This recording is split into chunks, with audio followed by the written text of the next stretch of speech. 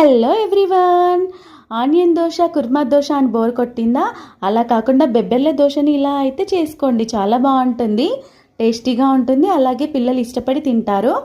దీనికి ముందుగా బెబ్బెళ్ళని నైట్ నానబెట్టేసి మార్నింగ్ లైట్గా ఉడికబెట్టి పక్కన పెట్టుకోవాలి.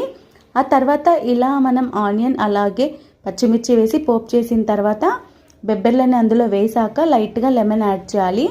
కొంచెం టేస్టీగా ఉంటుందన్నమాట, పులుపుగా పిల్లలు ఇష్టపడతారు. సో ఇలా దోశని మనం ప్యాన్ పైన వేసిన తర్వాత పైన మనం రెడీ చేసుకున్నటువంటి బెబ్బెర్లను అయితే నేను ఇలా వేసి రోస్ట్ చేశాను. అలా అయితే పిల్లలకి తెలియకుండా ఇష్టంగా తింటారు. లైట్గా ఇలా రోస్ట్ అయిన తర్వాత టేస్ట్ అయితే చాలా బాగుంటుంది, డిఫరెంట్గా ఉంటుందన్నమాట. సో నా దోశ రెసిపీ కనుక మీకు నచ్చినట్లయితే please like, share, subscribe to Sravani vlogs. Like చేయడం, షేర్ చేయడం మాత్రం మర్చిపోకండి. మరిన్ని వీడియోస్తో